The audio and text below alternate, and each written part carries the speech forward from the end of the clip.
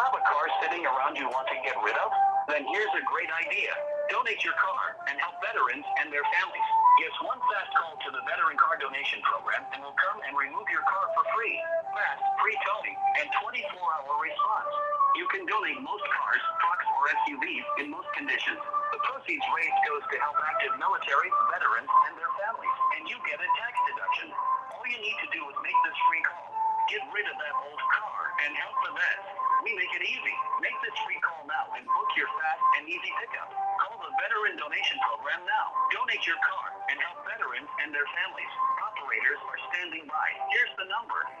800-880-5013. 800-880-5013. 800-880-5013. That's 800-880-5013. Listen to Where Are They Now? Let's welcome Gary Beck. I'll tell you a story with Mike. Around the time he started the Flintstones, he got into this horrific car accident, and he was out in a coma for like a month or two, and finally the doctors started talking to him in a coma. They started addressing him as Bugs Bunny, and he came out of the coma basically going, "What's up, Doc?" Tune into Where Are They Now? Saturday at 10 a.m. Hey, listen. What if one day you went to your secret hiding place, and instead of what you came for, you found a phone number, 1-800-662-HELP? What would you do? Would you stop and give us a thought? Before drugs take their toll on you and your family, know that there is help. You can quit. For help with drug use, call 1-800-662-HELP for free and confidential information and treatment referral. Or go to samhsa.gov/know the risks. Listen to the Tom Hartman radio program every weekday from 11 to 2 right here on WCPT 820, where facts matter. Sending Reverend Yuri through. Okay, thank you.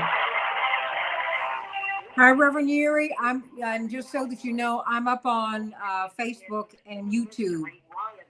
Okay, so you can check now.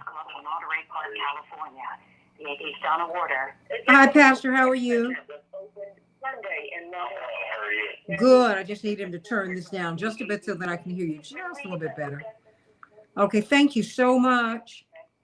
And when he gets you up, you can let us know if you can speak then. Okay. All right. Thank you so much. Thank you. Thank you. Thank you. And let me know if you're going to be available at any other point this week. Okay?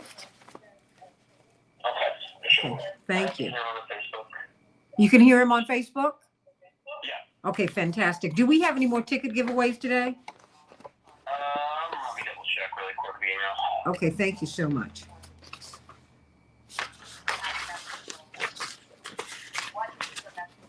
Because I thought Friday was the end of it, but I just want to make sure. And just in case anything has changed.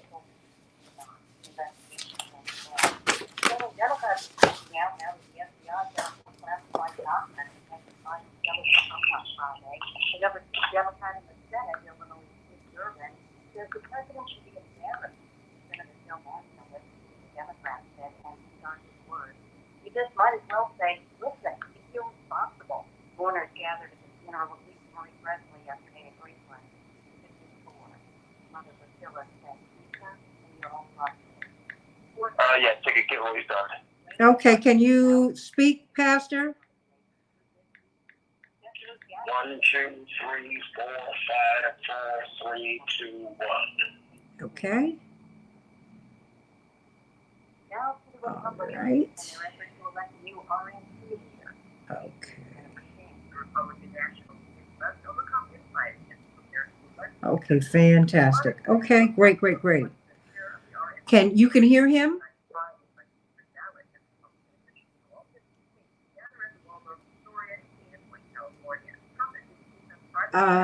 Devin, you could hear the pastor? Yeah. Okay, great. No, wrong.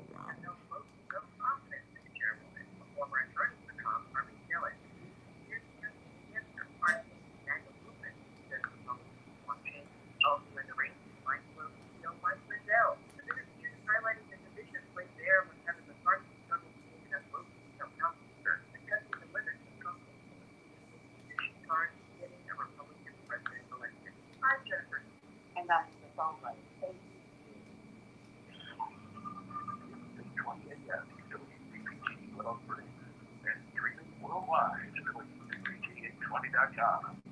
We are Chicago's Progressive Talk, where facts matter.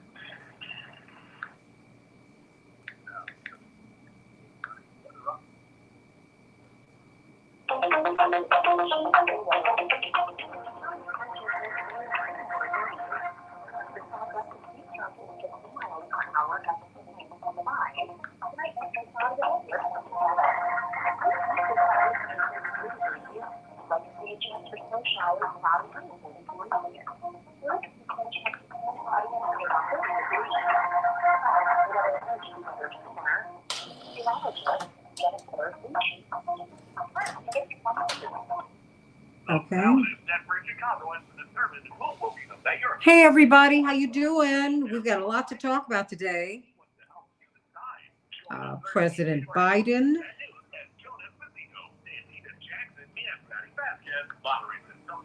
And got a lot to talk about. We're going to be talking about President Biden and this his growing troubles regarding these documents. What is the path forward? And, and really, how is it that, it turns out that President Obama has millions of documents. The presidential libraries are populated with classified and reclassified documents. So I think we need to be clear on that. But of course, President Biden has documents dating back to his days as a member of the Foreign Relations Committee when he was in the U.S. Senate. Does that matter to you? And how is it that all of these documents get off campus, so to speak? Right? It's kind of interesting. And what will be the political fallout? Ultimately, I think that's like the real question. What's going to happen? What's next? So there's that. And there's always that. But then we've got to talk about the Chicago mayoral race. Of course, on the 26th, on Thursday, we, WCPT, will be hosting all of the candidates. And Patty Vasquez, Joan Esposito, and yours truly, Santita Jackson, will be moderating this forum. It's not a debate, it's a forum. And I think some very interesting questions are going to be asked, and hopefully they will be answered. But it's a very interesting race because now the incumbent who rode in on a wave of hope and excitement is the underdog. If the candidates do not reach 50%, the top two candidates will be in a runoff on April 4th. It does not look like she'll make the runoff according to latest polling data, which is very interesting. So, we're going to see. We're going to see just what all of this means, and Paul Vallis and what he's been doing politically. Paul Vallis, the former CEO of the Chicago Public Schools, of course, is running. He's always running, seeking elective office. And interestingly enough, Kevin Lampe, one of the top political consultants in the country, he said, he's been practicing dog whistle politics, and we need to be mindful of that. So I want us to explore that further because now the latest polls show him ahead of Chuy Garcia.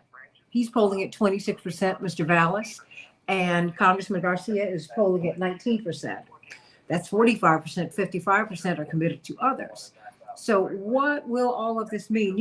Illinois is not one of these hardcore red states. We do Chuck Percy, we do Jim Thompson. We don't do the so-called hard right wing, not here. But Chicago, Democratic city that it is, race and racism has driven our politics for decades, since the beginning, really. So is he using that, as people have accused President Trump and President Biden in the past, and President Clinton and all these folks of doing? Is that what he's doing? So we're going to be talking about all of that. So it's good to see all of you today. And you're right, we are America. We are that. And we are one. And like all families, we fight. And it is what it is. So it's good to be with all of you today. So stay right there. Thank you, Devin. Let the words of our mouths and the meditations of our hearts be acceptable in thy sight, O Lord, our strength and our Redeemer. Thank you for another day. God bless you.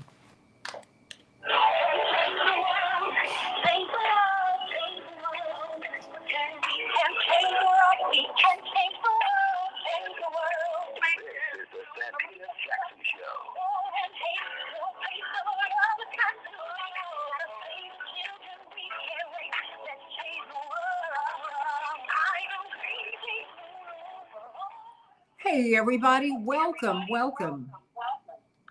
to the Santita Jackson Show. Getting a little bit of feedback here. It's good to be with you today on this day, January 23rd. Cannot believe we are almost through the month.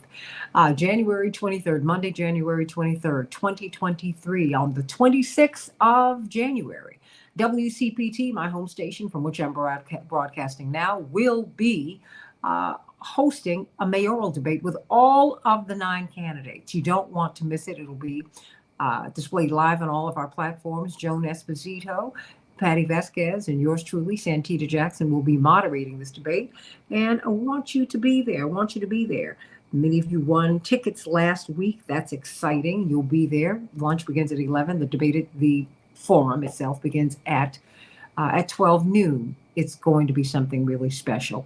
This is the season for elections. Yes, still, it's the season for elections. If the candidates do not reach 50%, the top 2 candidates will be in a runoff on April 4th. But early voting begins on Thursday, January 26th. So please, everybody, get out there and vote. Don't let 10% of the people decide what 100% of us have to live with.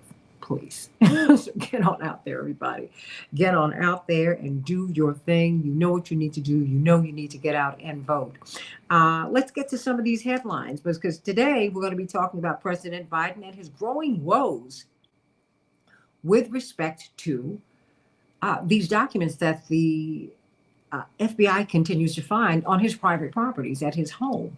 What does that mean, these classified documents, even dating back to his Senate days when he was on the Foreign Relations Committee? It doesn't matter what documents have been found. The initial documents, as have been reported, we've not heard about anything else. Ukraine, UK, and Iran. I mean, we are engaged with them. Of course, UK is an ally, but Iran and Ukraine is an ally, but Iran hostilities, and it's an international conflict. So are there any connections? We've got a lot to talk about today on the Santita Jackson Show. And then, of course, at the top of the hour, the mayoral election in Chicago, which is of tremendous consequence. Cannot wait to hear your thoughts. And I want to know from you who you got in this race. Have you made up your mind about a candidate? Call me. Text me at 773-763-9278, 773-763-WCPT. And I want you to meet me and my morning stars on WCPT 820, the nation's largest progressive talk radio station, and AM 950 Radio, the voice of progressive Minnesota. Meet us on the Santita Jackson Show YouTube channel and the Santita Jackson and Friends Facebook page. I also share it with Reverend Jesse Jackson's page. Why not, right? Carol Soskin, my sister out there from another Mr. out in Beverly Hills. Carol Crowley, sending you much love. Renata and Miss Robinson, Cuckoo Shirley from beautiful Philadelphia. Monique, how you doing? Joyce, sending you all much love. Miss Darlene, Mike. All of you, Paula Bongiorno, my sister, Darlene. You're making a lot of comments this morning. I love it. Joyce, Barbara Bacon, out there in Oak Park. And so much love to all of you today. So please come on and join us. D-Ray, what's up, girly girl? Join us today. And I want to hear your voices. Call me about this mayoral race. 773-763-9278. In Chicago, we are going to have a high of 31 degrees. It will be partly cloudy. In Minneapolis, 34 degrees. It will be cloudy. Well, everyone was waiting to see what this rematch was going to mean with the Bengals and the Bills. Well, the Bengals were triumphant. 27 to 10. Blessings to them, and continued blessings to Damar Hamlin as he continues to make this remarkable recovery. That he's still on oxygen, everybody. So, think about that. He is still moving toward becoming healthy. Sending him much love today, and sending all of those teams, because they were clearly traumatized by that event where they saw him essentially just stop breathing. You can't make this stuff up. But congratulations to them. The Bengals will be meeting Kansas City on January 29th on their way to the Super Bowl. Somebody on February 12th. The 49ers are triumphant over the Cowboys 19-12. Now the 49ers will meet the Eagles on next Sunday. Who will be going to the Super Bowl February 12th? We know Rihanna will. Which of those teams will? Call me, text me at 773-763-9278. Let me know who you got in the Super Bowl or in these playoffs, in the championships. This is where we are. In the NBA, the Timberwolves will be facing off against the Rockets. The Atlanta team will be facing off against the Chicago team. And in the NHL, the Kings 2, Chicago 1. A tragedy out in California. A 72-year-old man has been confirmed as the person suspected of carrying out a deadly mass shooting on the Lunar New Year, celebrated throughout the Asian world with our brothers and sisters in that world. And they have events in Monterey Park, California that gather 100,000 people. More than 60% of that town, of that city, are Asian American people. And the shooting left 10 people dead and 10 others injured, as the city's large majority Asian American community was celebrating the Lunar New Year, the New Year of Hope. God bless them all. President Biden, of course, offered his condolences to the victims on Sunday and ordered flags to fly at half-staff at the White House. The IRS will start accepting 2022 federal income tax returns beginning today. Of course, you have several months to send in your documents before the April 18th deadline, but there may be a few things you can do now to increase the amount of your refund or reduce the amount you will owe. I'm going to bring someone on who might be able to help everybody with that. The FBI found more classified materials at President Biden's Wilmington, Delaware home on Friday. The discoveries have emboldened congressional Republicans and have rattled some Democrats, including Senate Majority Whip Dick Durbin, who agreed that Biden has, quote, lost the high ground, close quote, in criticism over classified materials. Even Joe Manchin said he should be embarrassed about this. So what do you think is going to happen, everybody? I'm going to be talking about that at the bottom of the hour with Robert Patillo and Dwight McKee and Kevin Lampy and Reverend Jeanette Wilson. So stay right there, everybody. In the meantime, we've got the pastor of the Douglas Memorial Community Church in Baltimore, Maryland, of course, from Rainbow Push, and a brilliant lawyer, theologian, and scholar, Reverend Dr. Todd Geary, Esquire. If you add any more handles, I think I'm going to run out of breath. But I love, love, love your thirst for knowledge, Good morning, and what is the good news?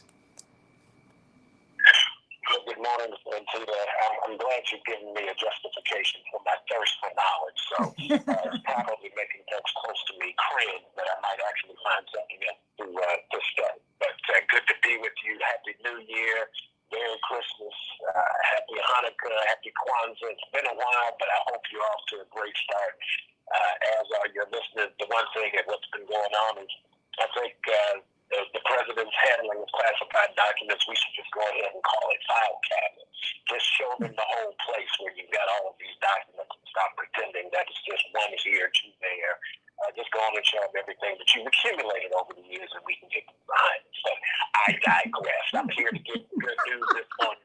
Let's go ahead and get to it. Getting us into trouble this morning. I'm not paying attention. We're going to shut him off. Devin, cut him off. Good morning, Chicago. Good morning, Twin City. It's your Monday morning wake-up call. Go ahead. Get up. Wake up. Put your feet on the floor. Feel the coolness come back at you. It's time to get moving because you're in the game. That game is called LIFE, life. Go on and fill your lungs with air. Take a deep breath and appreciate that you're still in it. Go ahead and get that morning beverage going, that morning gel, that orange juice, and don't forget that water. Got to stay hydrated as you get ready to fulfill your purpose on today. Since it's been a while since we've been together, I figured I'd just go ahead and act as if it's the beginning of the year all over again and talk a bit about how we start the year as if we're taking trips. Now, since the older I get, the more I like kind of taking road trips. Once upon a time, I hated being locked in the car for several hours, but now having the flexibility of being able to pull over from time to time and stopping as I need, I sometimes like taking road trips and taking in all of the scenery. But in many ways, life is like a road trip. Yeah, it's like a road trip. Sometimes we start out with a goal, and that goal is that destination. We might call it destiny. When we plan and prepare for the trip. It feels good. We're excited about the pursuit and the reaching of our destination. But it doesn't make the journey easy. Sometimes while we're on the way, we find ourselves becoming anxious because either we've not reached the goal, we encounter some difficulties along the way. And I'm going to date myself right now. Years ago, when we would take a road trip and my parents would get ready to go, they would call AAA and they would get what would be called a trip kit. And the trip kit would have the segments of the journey, and it would show where construction might be found and where you could find places to stop. The problem with purpose is it doesn't come with the trip kit. And sometimes we have to set goals and make plans, but we also have to endure struggle and the challenges of in between. And sometimes when you realize that as you get started, you run into difficulties, you have to find the courage to keep on pressing. I want to talk to you, to say to you, keep pressing. Don't give up simply because you encourage difficulties. For the Star Trek fans, remember the motto, we are boldly going where no one has ever gone before. That's called purpose. And remember that God's work is as much about process as it is about completion. And so keep going. God promises that we would never be left alone, that God will always be with us. And so we're always in process and making progress. So don't give up on your dreams simply because you've run into some difficulties or it appears you haven't reached your goal. Keep pressing and believing that what God has for you is for you. You will get there. And guess what? There are no mile markers on the road to purpose. You just got to keep pursuing, keep believing, and guess what? You've come too far to give up now.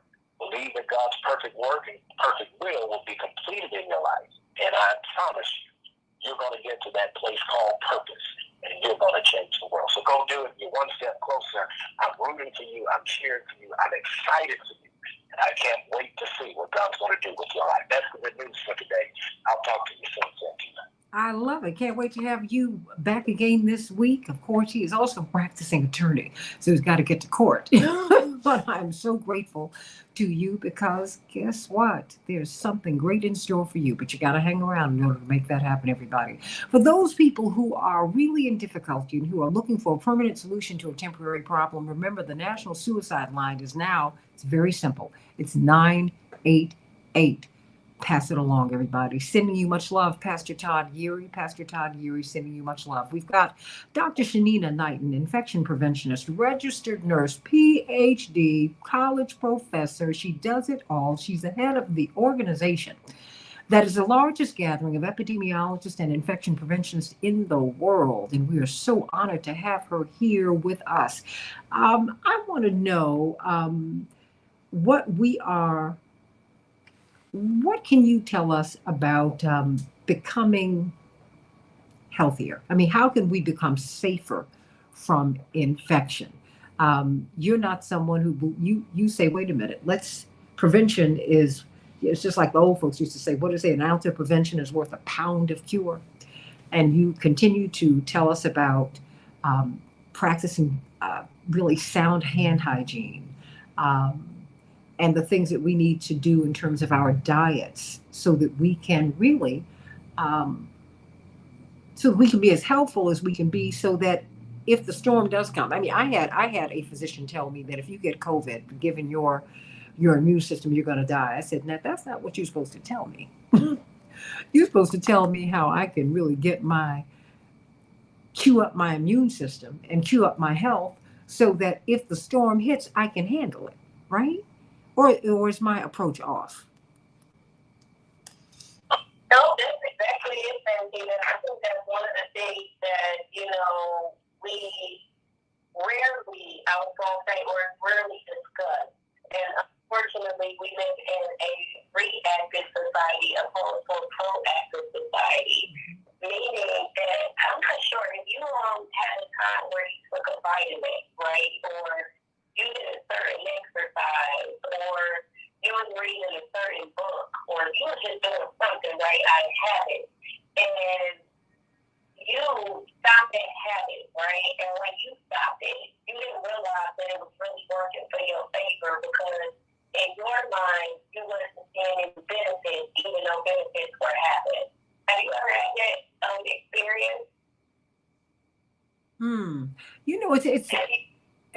I have to tell you, I was rather stunned when I was told that, and I was angered by that.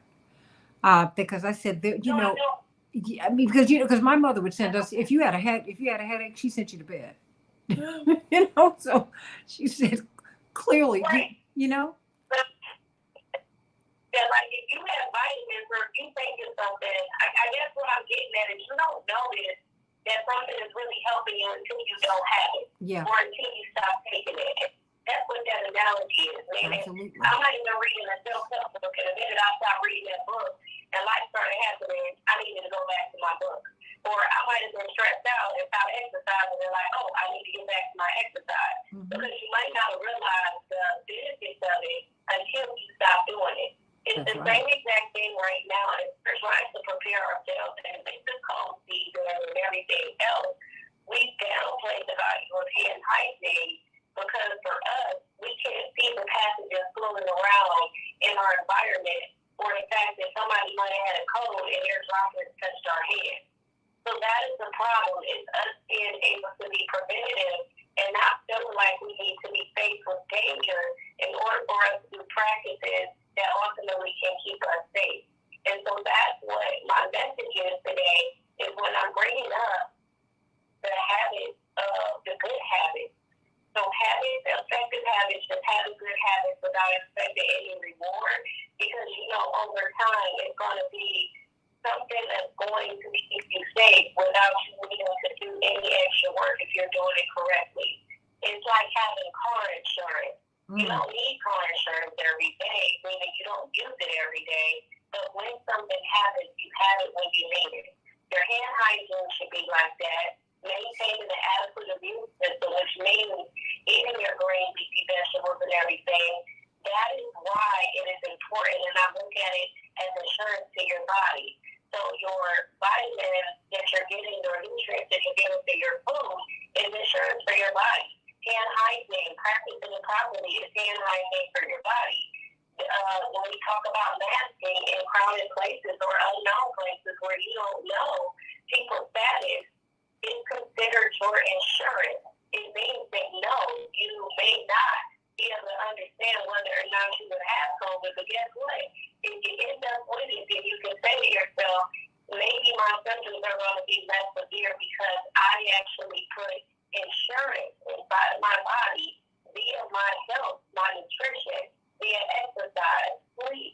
All this, I made sure that I cut back on smoking or quit smoking because I know that this is respiratory and I wanted to protect my lungs.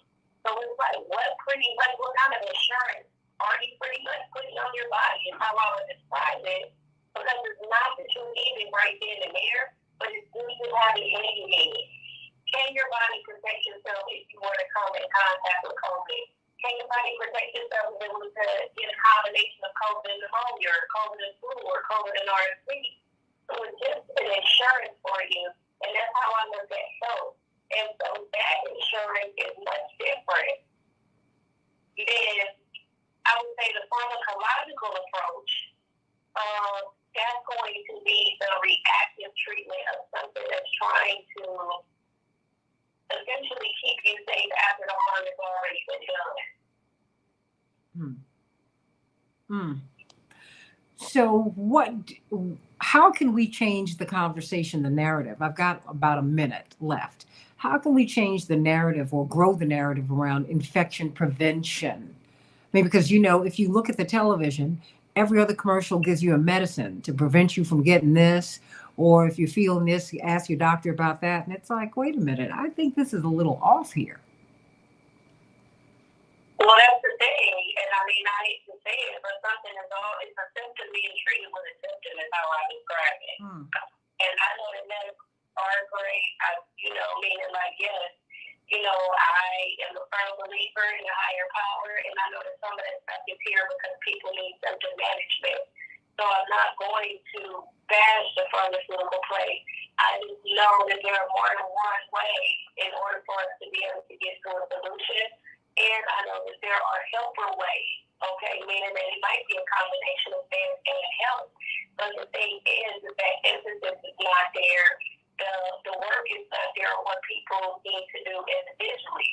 And right now, yes, where we do live in a place where all foods are not healthy for our bodies and for our immune system, it makes us more cognizant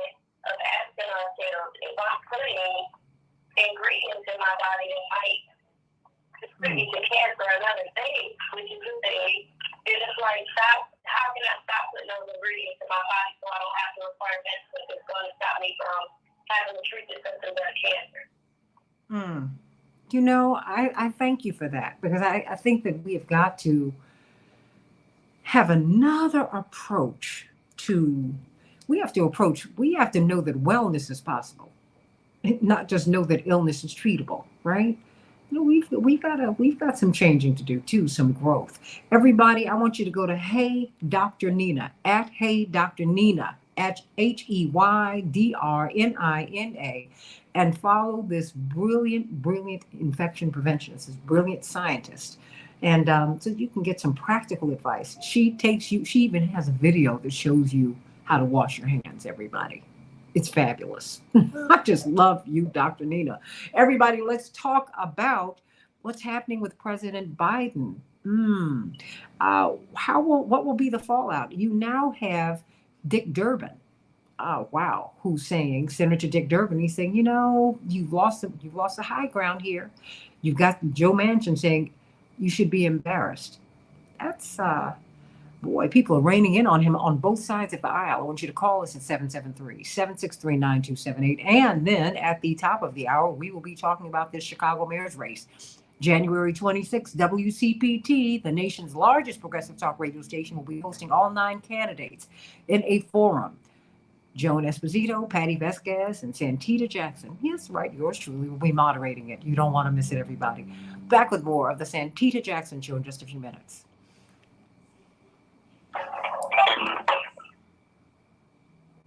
Okay. And let me give this to you from Renee Criswell. Dr. Knighton, are you still there? Yes, I'm still here. She said, Doctor, I'm so glad that you have been giving us information throughout this pandemic. Until recently, I had avoided getting the virus, but in November, I brought it home from school to my son and daughter. We survived, and now we've added immunity without the side effect of a possible stroke that people my age are at risk of getting from one of the boosters. You know, because there is an interesting opinion piece in Time magazine this week that that is against the booster. They said it, you know, the government has not been truthful with us. They, you know, this person writes, I mean, and this is in Time magazine, that it doesn't stop you from getting COVID. It doesn't stop spread. And the efficacy has not been proven completely. So, you know, all of these discussions are out here. And I think that in order for us to, as the cost of COVID is being passed on to the American taxpayer and consumer who paid to develop these vaccines so that these private companies could just reap profits, we've got to have discussions about what's going on. You know, I mean, that's what I think. I don't have a problem with, I mean, just maybe it's my own scientific background. I think you're supposed to ask questions, but then that's just me. Who am I? No, we are, and I think the thing is that the more time that people ask questions, I think instead of it making that for a fruitful discussion, you know, people were shut down that had questions, and I think that that's where the lack of trust started to come in, because if you can't allow people to ask questions, even if you don't agree with what it is that they're asking, then it automatically is going to look like you're hiding something. But I would also say, too, I don't think that this is a situation where one shoe fits all, meaning I don't think that the scientists and people that came in with the intention of creating the vaccine did it with malintent. I think that what ended up happening is that we have messaging in media that is mixing with science, and that is where the danger lies. Because everything, and I'm going to say everything, but a lot of stuff that's been communicated, it's like, you know, that that's not what it says in the actual journal, but the title of, let's say, an article that might come out or a newscaster might put it out there, and the science that they're referring to is not what it is that they're communicating. So their interpretation of the science has been off. But you and I both know that from the beginning of the pandemic, and even when we got these vaccines, I've been adamant about telling people a vaccine does not stop spread. I don't know of a vaccine that stops spread. It can stop you from being symptomatic. and stopping being symptomatic. Then you go to Keith, Kevin Lamp, and Evan Wilson, answering Priscilla through, and we got 60 seconds. Who do we have? I'm sorry, hold on one moment. We have Dwight McKee, Kevin Lamp, Reverend Wilson, answering Priscilla. Okay, and Kevin Lampy, right. I know it's interesting. We got it. Darlene, why don't you call in? I wish you would call in. It's very hard to, I mean, I've got a lot of people who, as you can see, who are on the chat line, and you have a lot to say. Why don't you call in with a comment? We love it. 773-763-9278. I'm saying before I pivot to this next topic, I wanted you to finish what you were saying, Dr. Knighton.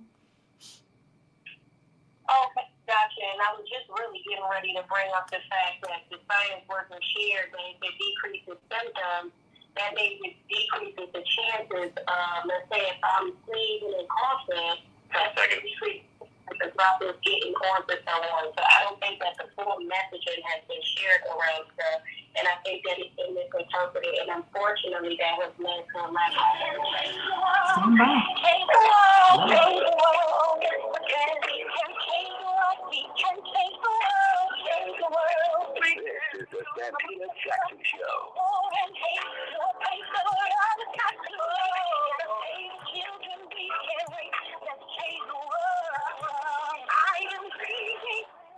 Hey everybody, welcome back to the Santita Jackson Show. I want you to call us at 773-763-9278, 773-763-9278. So Darlene, that's the number I repeat all the time.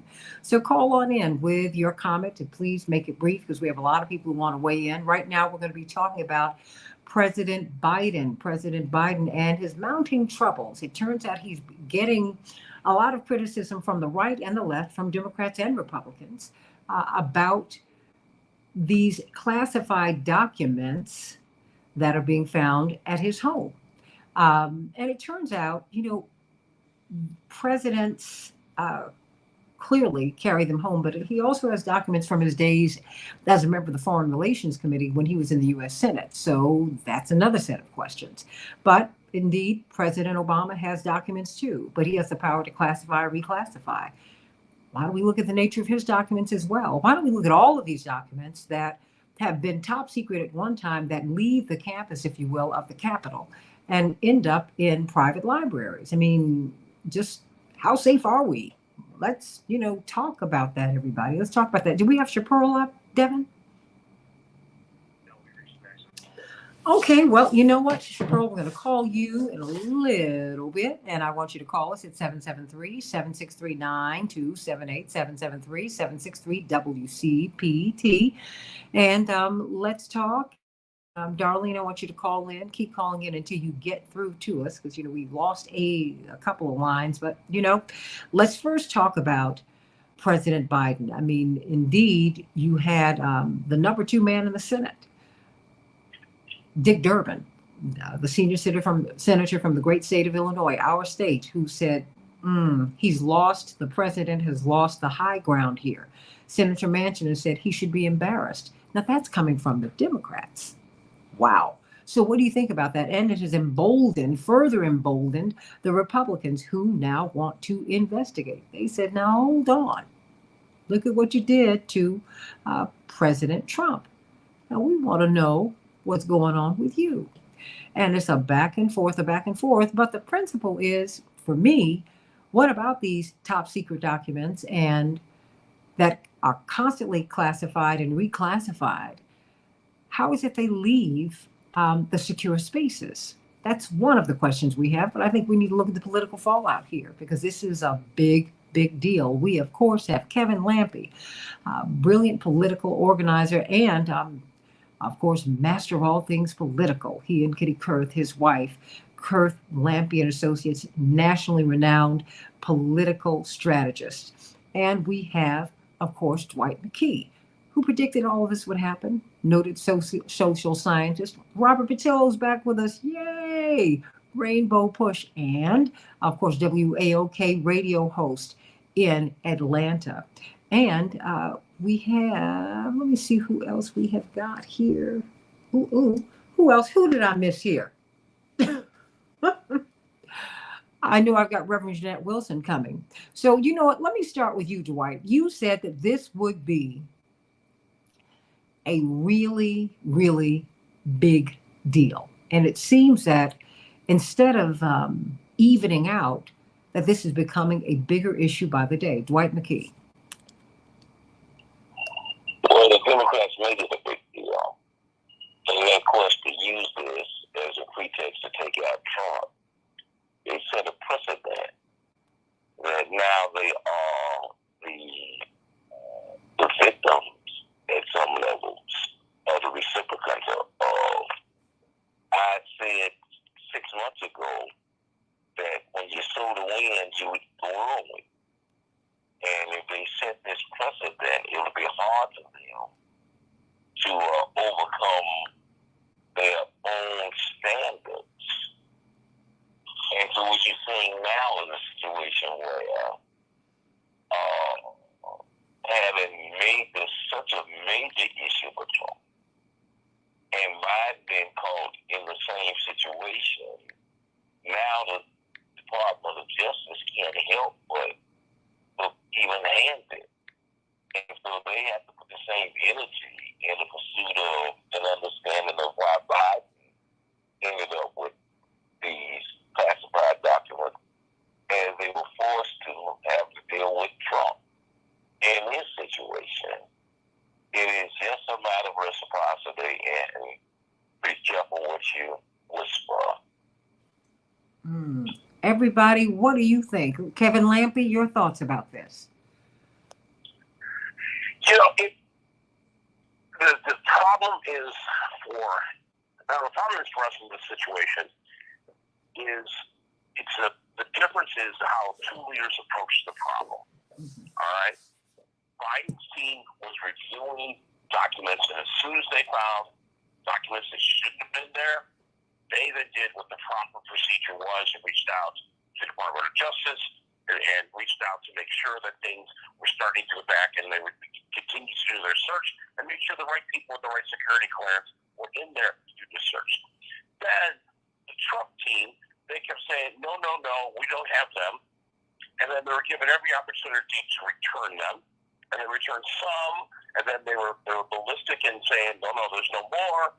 And it got to the point where it's kind of like when you're late with a library book, all right, and you realize you have it and you take it back. But the Trump people said, you know what, we don't have any, and we're not giving them back, and you're not going to have to be able to look for them. And that's where the distinction is. And it is, I grant it. It is not good to have these documents, but when the documents are discovered, the right thing was done. This is always the problem that Democrats have in situations where they so quickly lose the moral authority because they put themselves so high up on a pedestal about moral authority that they then have to be twice as good as anybody else. And that is always a problem. Well, Can I respond to this? yeah, you can respond, but then I'm going to go to Robert Patillo. Okay, well, hold on. Let me let Dwight respond, and then you respond, Reverend Wilson, and then you, Robert Patillo. Dwight, very quickly. If you kill somebody and confess and tell them what a body is, or if you kill somebody and deny that you killed them and they find the body, is that less the crime? If the crime is killing somebody. And I keep hearing Democrats talk about how Biden, once he was discovered, he confessed to the crime. And that has nothing to do with the fact that he has, in many ways, done the exact same thing Trump has done. And again, this is just procedure. We haven't gotten the content yet. Once we get the content and see which documents have been stolen, that's going to kick this thing up another notch. Jeanette? Well, I think a couple things. In that murder case, that fictional murder case that you described, the issue as to whether or not I confessed or I deny I'm not guilty, will go to the mitigation if you're found guilty at the end. If you go ahead and admit to it, the impact of your sentence perhaps will be lessened. In this case, the questions that I have, and most of us don't know, we were unaware of documents leaving the secure locations. It never occurred to most ordinary people that these people moving papers around, putting them in the home, and then locking them up in garages or in Mar-a-Lago resort places. So the issue is who has the power to classify documents, A, and who has the power to remove documents from the governmental offices to private personal locations, and under what conditions does that happen? Who has oversight over all of this?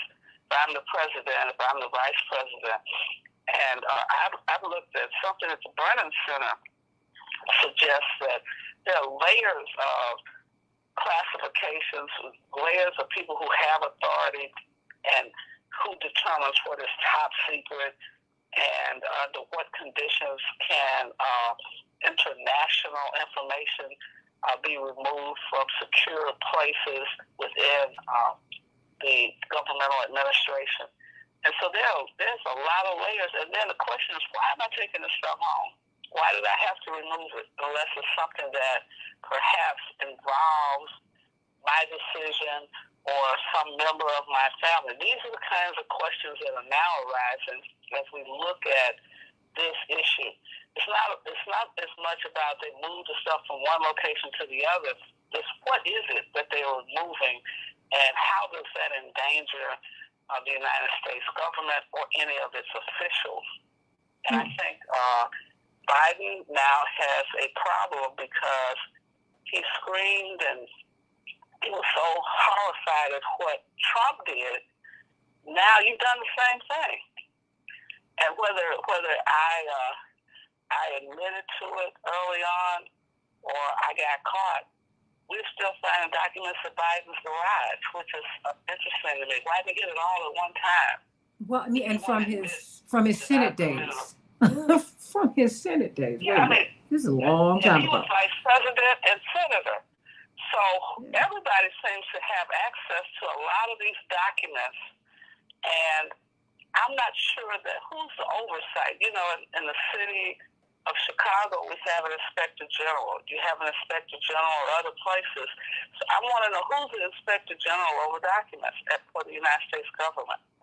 That's a question. And you begin to trace this stuff back, and it's like, who was lax in each of these cases, and how many other situations? If Biden has documents, what other United States senators have documents? Well, I mean, and who? I mean, I'm with you. Who has the documents and why? I mean, because now they're saying, okay, well, President Obama has them. Well, the president classifies and reclassifies. So it's like when they did this with former President Trump, I said, but they all do this. Robert Patillo, your thoughts on this? Well, a couple things. One of the things that was working against Biden is the length of time that he's had these documents. Because Trump didn't say, I had these documents for a year. Biden left the Senate Armed Service Committee 15 years ago. And some of these documents have been sitting around his house for a decade and a half. He hasn't been vice president for 6 years. Those documents have been sitting around his house in the garage of his Corvette for half a decade. But it's one thing to say, well, I admitted it once I figured it out. But the bigger question is, well, what has been going on to these documents in the last 15 years? But once we get to the content part, if you don't think Republicans are going to connect this to Hunter Biden's laptop, particularly if any of these documents involve Burisma or Ukraine or the prosecutor there, etc., this is going to snowball as most political scandals do. They start off small, and then it begins as a land deal in Arkansas, and then it turns into Monica Lewinsky's dress. That's just the nature of these investigations. I think that this will be the Cassius Belli that Democrats use as they shuffle Biden out the door for 24. Many progressives have wanted a new candidate even before the Biden's winning streak last summer. Many people on the left in particular feel that they were left out in the cold and betrayed by the Biden administration, particularly on that infrastructure deal when they disconnected the human infrastructure bill from the fiscal infrastructure bill by working with 13 Republicans in the House in order to get that pushed through. And this will be the kind of the beginning of Biden not running for re-election. Republicans will start hearings on this very shortly once the DOJ finishes their investigation. This will be the basis of the Biden impeachment that Marjorie Taylor Greene that she wanted to do already. They just needed a reason. And what we really have to start doing is figuring out who is going to be the nominee in 2024. Because this will be the reason that Biden doesn't run for re-election. And the fact that they continue to come out in a dribble, that they didn't get this all out at one time. After the first documents were found at the Penn think tank, getting everything out at once, well, now it's going to really increase the scrutiny and going to be the reason the Republicans are able to impeach Biden.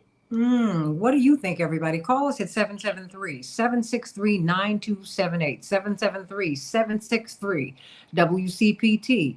Kevin Lampe, please respond to what you just heard.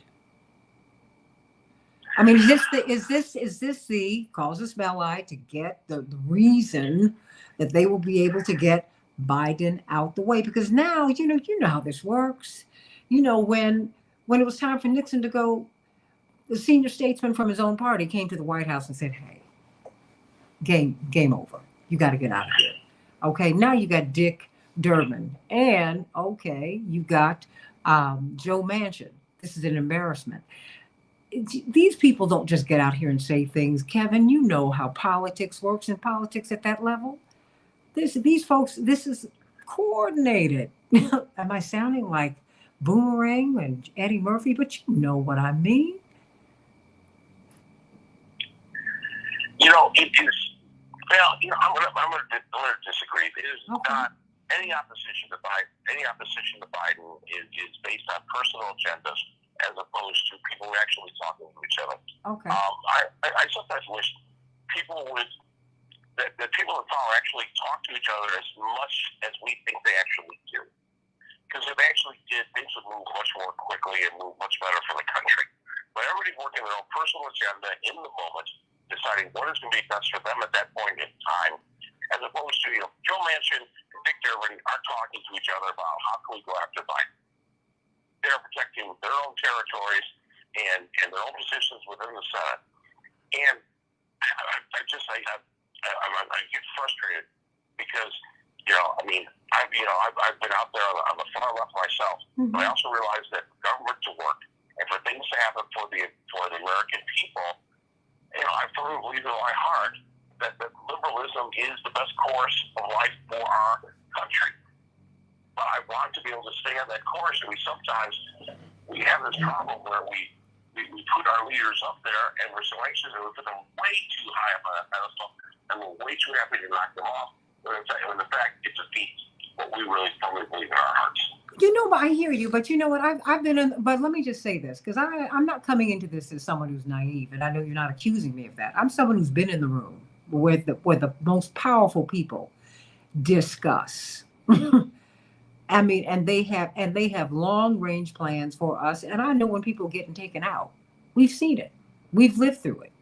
And so when I'm looking at this with President Biden and this, you know, this assault from the left and the right, I'm like, okay, well, something's going on here, because it just doesn't, you know, I've lived it, Kevin. I've seen it. I mean, and these people do talk a lot more than we know publicly. They do. Or they talk to other people who help to make things move. There's just something going on here. But I think that the overriding concern that I have as an American is, how are these top secret documents walking out of secure areas? And what are they doing in your house? What are they doing in a storage facility in the south suburbs here in Chicago for the Obama Library, which is where the library actually is? We're not going to get that in Chicago. We're getting a center for their foundation. I'm like, what's going on here? I just want to know how safe are we with top secret documents floating around? I think, Santita, we're not really safe. As you look at the rules that govern the classification of these documents or the declassification, Trump is correct. The president does have a power to classify and declassify certain documents. There's also shared power between the Congress and the president as it relates to documents. And there are certain departments, like the Department of Energy has authority over the nuclear documents. When I think about all of this, it reminds me of I watched Watergate as a child, and I didn't understand it fully. But this is the kind of situation that a president can find himself in, or herself, if you ever get a female, where you've done some things that are, as they would say in old Shakespeare, untoward, and now they're coming to light. And so I do think Biden has a serious problem to avoid impeachment, which I think he may not be able to avoid depending on the nature of the documents that he has. And like Robert says, most attorneys, you don't leak stuff one piece at a time. You try to have one big, this is everything, as opposed to just keep dribbling out a document today, a document tomorrow, which makes it appear that you are now scurrying around trying to hide, or you're trying to cover up, as opposed to say, these are all the documents I have, and that way the investigator can review them and determine if there's a security risk to the United States, if there are some things that that person has done which would cause harm to the country, and so now you have a situation where this can go on and on and on, and as the dribbles come, each side of the Republicans versus Democrats, you're going to have each side raising all kinds of questions and concerns, which may help one side or the other. And it's like political football now. Well, my question is, will it help the American people? Hold on, I got to bring up Darlene, who's called in real early, Wilson, from Nevada this morning. And I invited you to call in, Darlene, because you've been making a lot of comments, and I wanted you to have your say. You got about a minute and a half. Make your comment. Wonderful to hear your voice. So glad to hear you. Thank you so much. For our people, and when March of 20 hit, our children were on the streets saying Black Lives Matter. We're still not talking about it. All that money sitting in the Department of Education here in Nevada because they refuse to follow the guidance for Title I. What are the federal regulations and who's actually following them? It's our understanding that in America we are free and we have a right to free and appropriate public education, but why is it that our children are not mentioning it? And when we try to discuss this issue at a level where they should be discussing it at the state level, we're not talking about the children who are not making it. Yet and still, when tragedy happens, there was a young man who was in his 30s. He was shot so hard here, 5-year-old, but the child finished and died. And the community is not talking about that. But we should be talking about it more. Why? What is happening in America where our young people do not understand that children are valuable, they're a gift, and we're not taking care of them.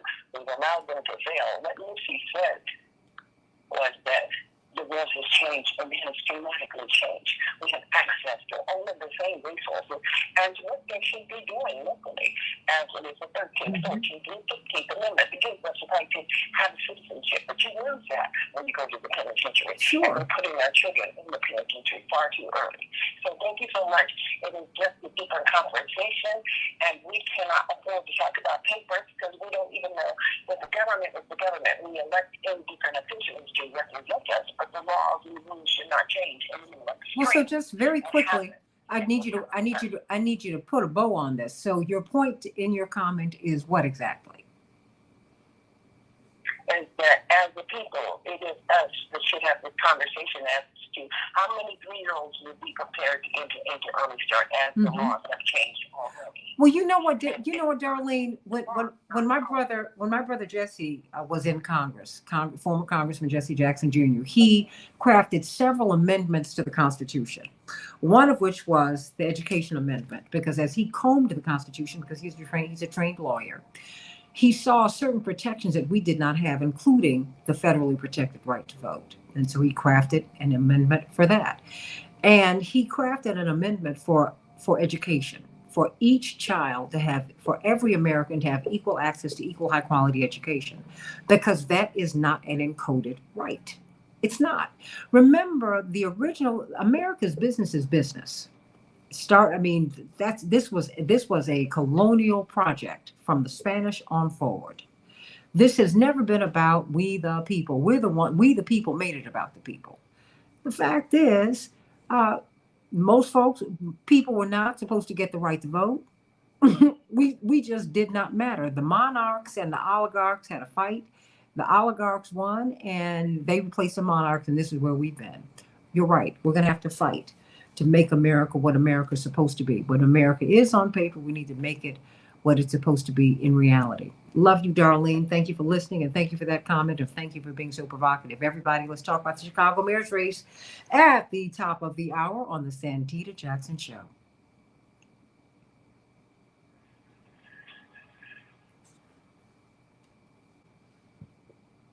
All right, everybody. Darlene, are you still there? Yeah, still here, but she couldn't hear the first time. Oh, okay. Well, you know what? Let me, does anyone want to respond to Darlene? I've got less than a minute to do so.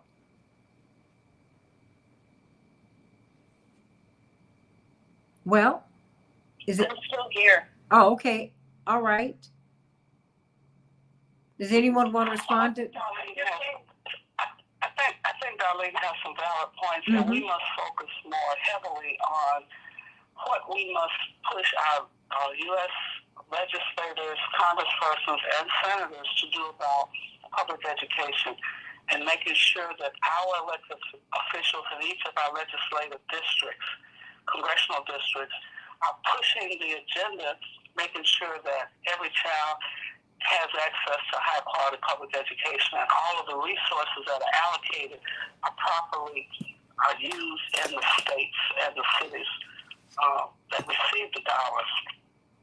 And that is not happening. She's absolutely correct. So thank you for alerting us to that information. Absolutely. Thank you. That goes to more local level.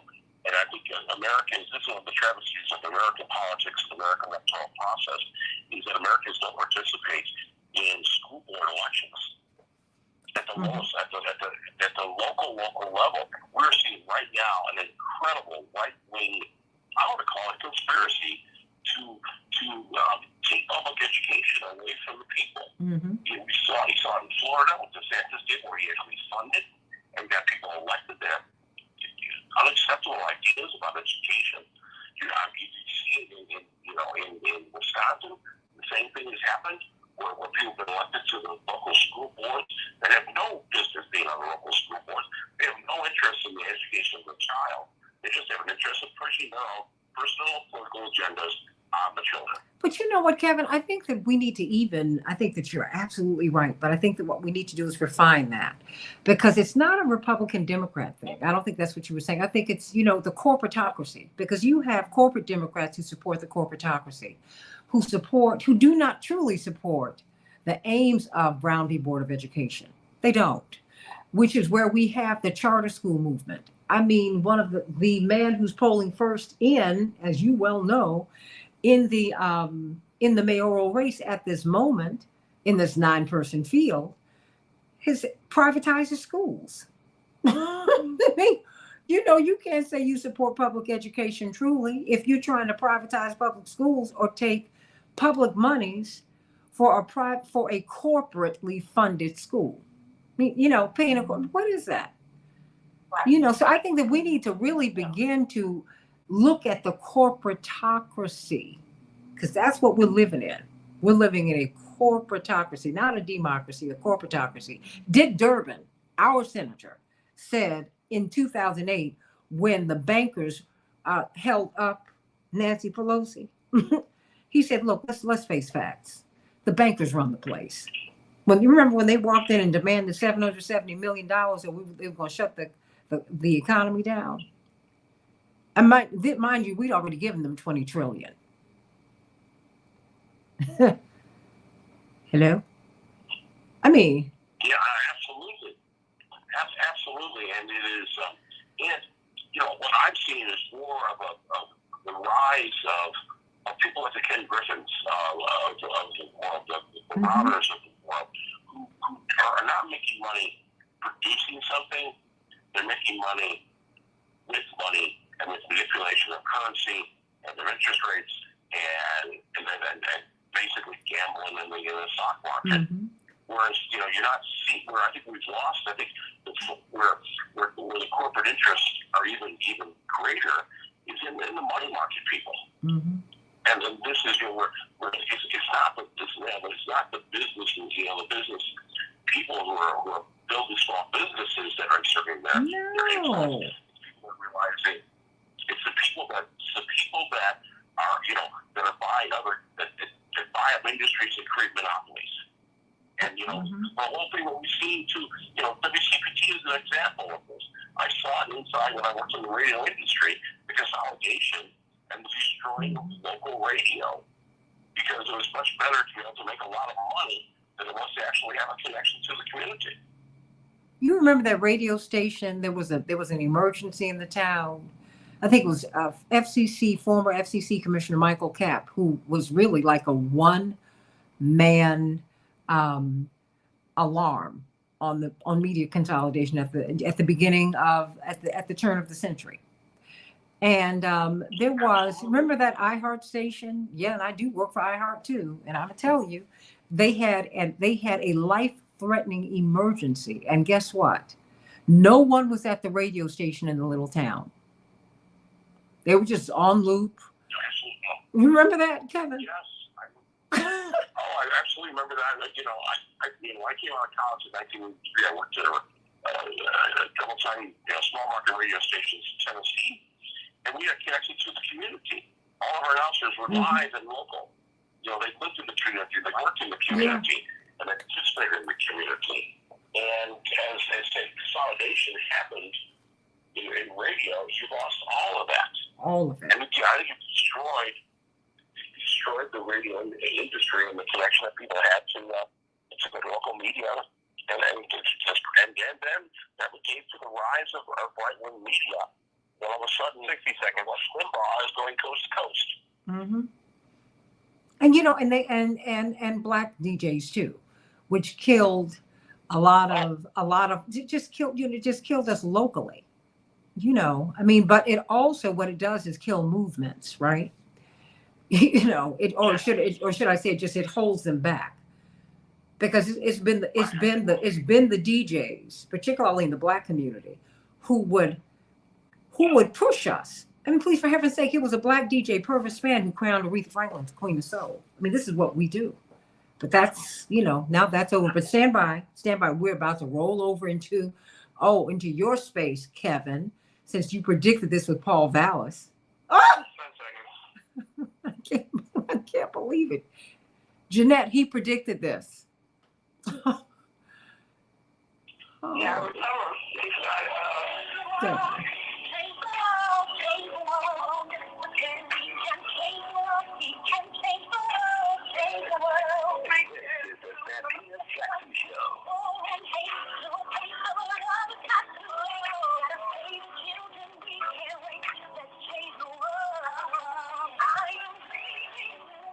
Hey, everybody. Welcome to the Santita Jackson Show, Monday, January 23rd, 2023. WCPT 820, the nation's largest progressive talk radio station, and AM 950 Radio, the voice of progressive Minnesota. It's a joy to be with you today. I want you to meet my morning stars. Hey, Yvonne, Latino voices matter. Love you, girl. And Darlene and Linear Bob and all of the morning stars on the Santita Jackson Show YouTube channel and the Santita Jackson and Friends Facebook page. I want you to meet us over there. And I want you to meet us on all of these platforms on Thursday at 12 noon. WCPT will have a mayoral forum. All 9 announced candidates who have made the ballot will be with us. And Joan Esposito, Patty Vasquez, and yours truly, Santita Jackson, will be moderating this panel. It's going to be very, very exciting. And I think we're going to be able to ask questions and get answers that you need and deserve. Early voting begins on January 26th. The voting itself begins and ends on February 28th. And if no one gets 50%, we will have a runoff April 4th. So the latest polls are showing that Paul Vallis is number one with 26%, Chuy Garcia 19%, and the incumbent has a little, not even 10%. What's going on, everybody? We've got a tremendous panel to talk with us about this. Reverend Attorney Jeanette Wilson, Reverend Jeanette Wilson, Esquire, Kevin Lampe, brilliant political strategist and manager of campaigns, and Dwight McKee, brilliant social scientist, and Robert Patillo joining us today. We're so glad, from WAOK Radio down in Atlanta and Rainbow Push in Atlanta. Got a lot to talk about today. I want you to call us at 773-763-9278. Renee, you need to call in too. And Darlene, thank you for calling in from Nevada and for your concerns for all of our children. In Chicago, we're going to have a high of 31 degrees. It will be partly cloudy. Minneapolis, St. Paul, 34 degrees, cloudy. NFL, everyone was waiting on the Bengals. Bills game. Well, the Bengals were triumphant, 27-10. They will be facing off against Kansas City. Who's going to go to the Super Bowl? After next Sunday, we should know. The 49ers were triumphant over the Cowboys, 19-12. They'll be facing off against the Eagles this Sunday as well. The Super Bowl, everybody, is February 12th. Cannot wait for it. The Timberwolves will be playing the Rockets tonight, and Atlanta will be facing off against Chicago. In the NHL, the Kings 2, Chicago 1. Everyone is talking about President Biden and these documents. We will be talking about that. We just spoke about that. If you want to hear this conversation that we had about it, these comments from this tremendous panel, please go to WCPT820.com, WCPT820.com/Santita, so you can hear the show without commercials. How about that? In the meantime, we're praying for the people of Monterey Park in California. That is a community that is more than 60% Asian American and Asian immigrants, our Asian brothers and sisters. It is their Lunar New Year, a year of hope.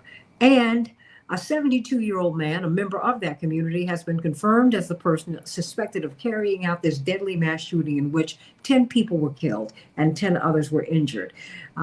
It turns out that this community, more than 100,000 people show up for some of the events in Monterey Park, California alone, everybody. This alleged gunman, that's what they're calling him, had once been a regular presence at the studio where he committed the killings, where he is alleged to have committed the killings. Indeed, the suspect was found dead with a self-inflicted gunshot wound inside of a vehicle after a standoff with the police. Praying for the people of Monterey Park. We still don't know what happened. President Joe Biden offered his condolences to the victims on Sunday and ordered flags to fly at half-staff at the White House and other federal buildings. The IRS will start accepting 2022 federal income tax returns today. Of course, if you have several months to send in your documents before the April 18th deadline, you need to get some tax tips so you can find out how you can increase the amount of your refund. I'm going to get some people on, I promise you, who will be able to help you to talk about that. And then the FBI found more classified materials at President Biden's Wilmington, Delaware home on Friday. The discoveries have emboldened congressional Republicans and rattled some Democrats, including Senate Majority Whip Dick Durbin, who agreed that Biden has lost, quote, the high ground, as he put it, in criticism over classified materials following the latest search. The DOJ took, quote, 6 items consisting of documents with classification markings and surrounding materials, some of which were from the president's service in the Senate. And those are just some of the headlines on the Santita Jackson Show. Let us get to the Chicago mayoral race. It is a race of tremendous consequence. We made history 4 years ago. First African-American woman, first openly gay person. Of course, we've had gay mayors before, but she boldly, with great integrity, said, this is who I am. This is who I am. And former federal prosecutor, brilliant woman, and she has been struggling. Indeed, in this 9-person race, it doesn't look like, according to some polls, that she will even make the runoffs should they have one. The latest polls show Paul Vallas at 26%, Chuy Garcia, the congressman, at 19%, and Brandon Johnson polling quite strongly just behind Congressman Garcia, and then the mayor a little bit over 9%. What's going on, everybody? What is going on? And what do you foresee? Who do you have in this race? Call us at 773-763-9278, 773-763. WCPT want to get your thoughts on this race, everybody. Kevin Lampe, I want you to go first because you have been these polls, to fully disclose, you and I talked last night, and I said, I just saw this poll. Paul Vallas is atop the polls. What? No one's really talking about him. Everyone's talking about Chuy Garcia and Brandon Johnson, and they should. And the mayor, and they should.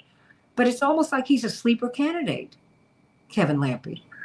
Well, the challenge is when you look at a field that is so crowded as this field is, you need to take a look at the numbers in a different way. Mm-hmm. If Paul Vallas is at 25%, that means 75% don't want him. They want somebody else. And so we sometimes then, when we look at this, we're like, we're giving too much to what he says. And I have lots of problems with Paul Vallas' message and his method. But the point is, if this was a 2-person race, Paul Vallas would still be at 25%. You think so? And because they're given other options. I absolutely think so. I think he is appealing to such a small portion of the population, and that population, I think he's reached his ceiling. I don't think he's going to get more than 25% if possible. But then that means that 75% is against him. 75% is against him. And because he is running this campaign that is full of dog whistles, that is calling out, he's running a law and order campaign. In fact, I'm thinking about nicknaming him Paul Bernie Epton Dallas now because of the way he's approaching this campaign. Oh, Bernie Epton, ouch. Dwight McKee, your thoughts? Because you were here in 1983 when Bernie Epton almost became the mayor. Bless his heart, bless his heart, bless his heart, while he was in the psych ward. Everyone knew that he was a man who was in profound mental trouble. I mean, he's mentally ill. And yet, because of the racial politics and racism, quite frankly, endemic in the society, he almost became the mayor against Harold Washington, Dwight McKee. Yeah, I don't think that Paul Vallas is going to stay at 27%. I think that they're going to peel off some of that law and order crowd as some of these other candidates emerge. Now, the advantage he has is that it's going to end up a two-person race. Because it's going to be a runoff race. And he may end up in the runoff because he get maybe 20%. Because there's so many people in the race. So he may have a 2 or 3 point advantage over some of the other guys running. But I think that if 1 or 2 of these guys can consolidate and develop a real base of the constituencies that have been unspoken for, I think they can give him and Vallas and Chuy a real run. The advantage that Chuy and Vallas have is they have bases that are already kind of predefined. The Hispanic base and the kind of the white ethnic base.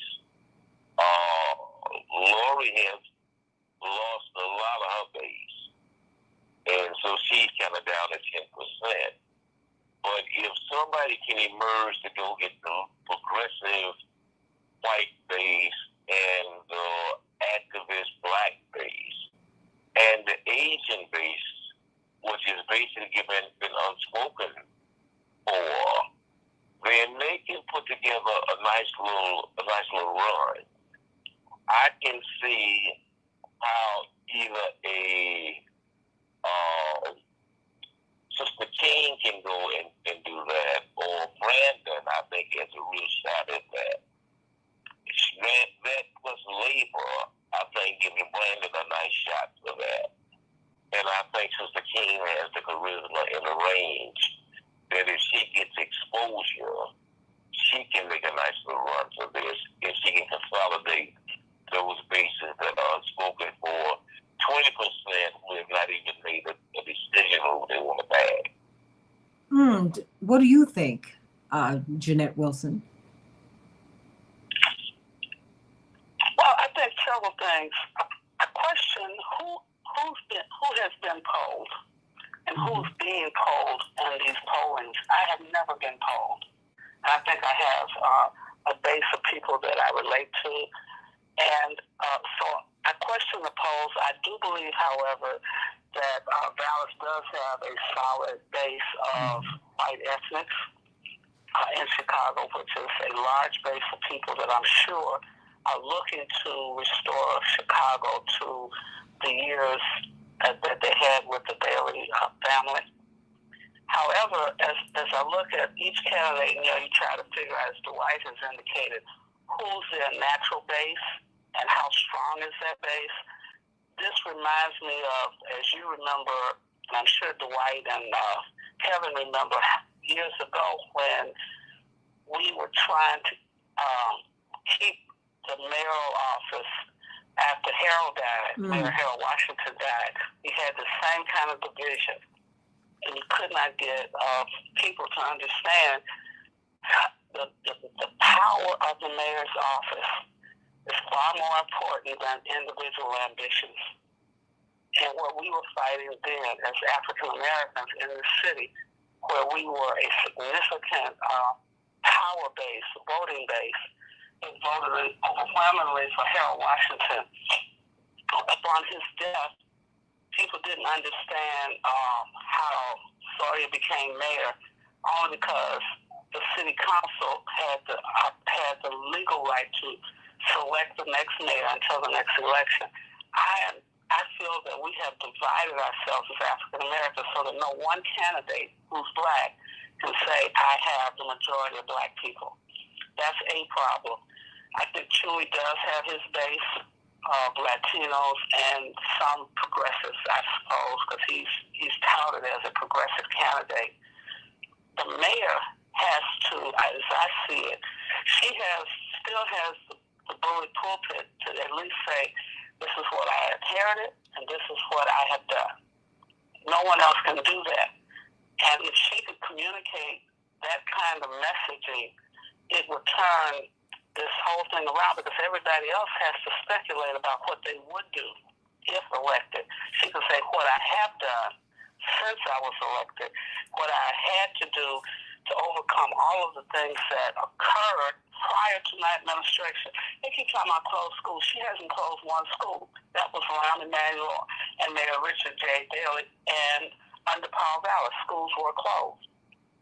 And so these are some things that others can say without being attacked, because I'm not running for office. I was there when schools were closed without any regard to the community. When they closed the State Street corridor, and you and I know this, it was designed because people who lived in the suburbs wanted to come back to the city, and that whole State Street corridor was 10 minutes from downtown. They said, we're not going to allow CHA properties and poor people to continue to occupy prime real estate. And so there were some great decisions made by developers to transform and gentrify the city of Chicago. You could look all around the areas. The West Loop was not the West Loop. It became the West Loop as young, urban, upwardly mobile white people decided to live in the city. And so they took and created a whole corridor. And I think these are some of the things that need to be brought out. I know I know all of the candidates, as a matter of fact, and each one of them have great strengths. And so the question is, who can win and who can do the best for the people of the citizens of the city of Chicago. And that's the real question. Sure. Yeah, all of them are brilliant, except for one or two. They have a role to play in the city, and we need to be able to sit down and say, all 9 people don't need to be running. You have a right to run, but is it in the best interest of the people? You have a right, but is it right? Call us at 773-763-9278, 773-763-WCPT. I know you're not a Chicagoan, but you know what? The Chicago race, Robert, has national resonance. It has national implications. I mean, everybody, Harold Washington's win was a win for all of us, right? When Karen Bass won in LA, she won for all of us. So what do you see here?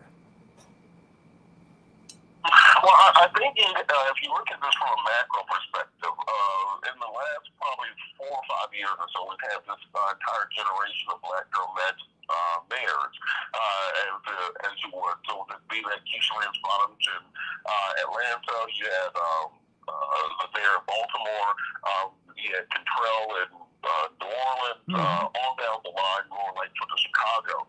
Now, I think the one pervasive line that we've seen are the battles between these women and their police departments in those cities when we're trying to institute police reform. A big part of why Keisha Lance Bottoms did not run for re-election is the police turned against her after the Rashard Brooks killing in Atlanta, trying to hold those officers accountable, as well as the Spelman and the Morehouse student who were tased by police, and the mayor trying to hold them accountable.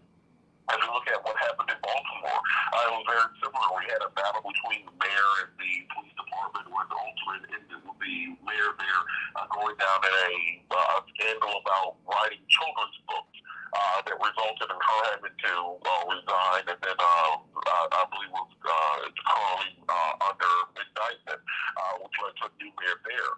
We've seen the same thing happen in New Orleans with Cantrell. We've seen the same thing happen in D.C. with Bowser. We've seen the same thing happen with Lightfoot in Chicago. So we have to figure out what needs to take place in order for police departments to respect black female mayors nationwide, because we see this happening in every city, where any efforts at police reform that are taken, particularly by black female mayors, are met with an extreme rebuke by police unions and police departments. Because of that, they allow crime to spike, which results in races at severe, where you have where there's a very low chance of winning. They either resign or don't run for re-election. So we need to start holding these police departments accountable for their petty actions and their lack of accountability. Here we are 3 years after the 2020 revolutionary summer that we saw. There's still no meaningful police reform on the national level. Still over 1,000 people were killed by police in 2022, the same way they were in the year 2020. And until we can get that under control, it'll be very difficult for any of these mayors to have the type of progress that they expect from their communities and for their constituency. Linda, you're calling from the South Side. Hold on. I got to get Linda in before we go to this break. I got 2 minutes for you, Linda. What's going on? Well, I don't want to take 2 minutes, but I hear you talking about balance and this person and that person. I haven't yet to hear anybody mention Willie Wilson. Now, I don't know how well he's going to do in this election, and if I remember correctly, he won every black ward. Yeah. I'm in the 21st ward, the west side of the 21st ward, which means that I'm close to Beverly. Dallas will carry the 19th ward. I don't know who's going to carry the 21st ward, but I won't be voting for them. I will be voting for Willie Wilson, and that's my comment. No, don't leave. Stay right there, because we have a lot of respect for Reverend Willie Wilson. I was just looking at, just so that you know, Kevin Lampe on the show last week talked about the dog whistle politics being espoused by Paul Vallis. And so the reason I acknowledged Paul Vallis being atop the polls, Miss Linda, is because it seems like he's consolidating that group, that base of white ethnic support that responds to that racist call. So we have on this show absolutely given Reverend Dr. Willie Wilson, and I put the Reverend handle on him because I think he does such great godly work. We've given him his credit and acknowledged that he is an absolute force in Chicago politics. Do you think that he will do as well this time? Because he's, if you ignore Willie Wilson, you do it at your own peril. I've got less than a minute for you, Miss Linda. She hung up. Oh, she did hang up. Oh, I wish you hadn't hung up, Miss Linda, because I did want to respond to you, and I wanted, and I want people to, I want you to know that I'm not someone who goes past Willie Wilson. I think that a lot of people have gone past him and they've made a lot of fun of him because maybe he doesn't sound like Shakespeare, right? Do you have to do that? This is a man who started on zero. No, let me say this. This is a man who started on zero, on less than zero, clawed his way to the top, and he has not forgotten where he has come from. And he goes to the people that he used to be, where he sees the most need, and he takes care of them. And he has earned their loyalty, their love, and their support. And people have to acknowledge that and respect. No, let me say this, and they have, and I'm going to go to break. We have to acknowledge that. No, we will do that on the other side of the break because I got a hard break. I'm on radio, Jeanette. I know. No, and I'm gonna give it to you on the other side, but I'm hosting this thing, and I got to get out for my commercial break so I can pay for this thing. So we'll be back, but I want you to know, Thomas, why don't you call in and talk about Willie Wilson and the factories you say that he won't open in Chicago? Nobody opens factories in Chicago, honey. It is cost prohibitive, unfortunately, the way business is structured in the world today. That's called globalization. It's called NAFTA, which Reverend Jesse Jackson fought against, which most Black leadership supported, sadly. Yeah, that's right, which favored corporations and disfavored the workers. So this is where we are right now. But the money that he does earn, if you need a gas card, if you need some food, if you need some help, you go to him and you can get it. So let's think about that. Call us at 773-763-9278. 773-763-9278. Remember, WCPT will have our forum on January 26, 2023, this Thursday, starting at 12 noon. You don't want to miss it. Joan Esposito, Patty Vasquez, and I will be moderating it with all 9 of the candidates who will be on the ballot. Back with more of the Santita Jackson Show in just a minute. I'm sorry, sweetie. No, when I got to go to break, I have to go, and I'm looking at the clock, and I'm trying to guide us out gently. Okay. So do you want to save your comment for now? Because, do you want us to make it now, or do you want to make it on at the when we get back? Because we're on Facebook Live right now. People are responding to everything that's being said. Jeanette? Hello?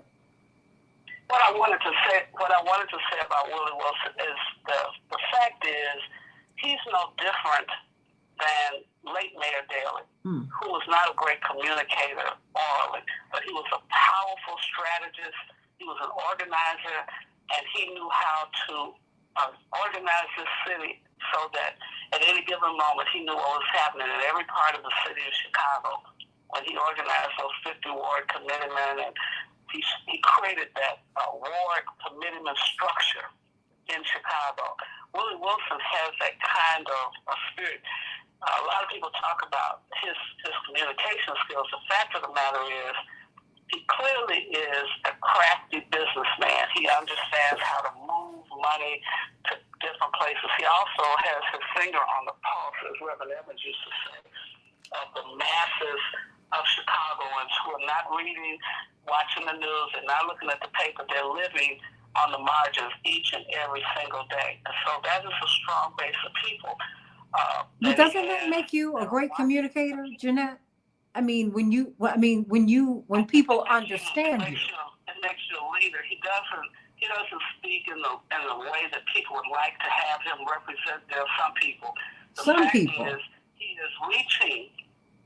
reaching a base of people.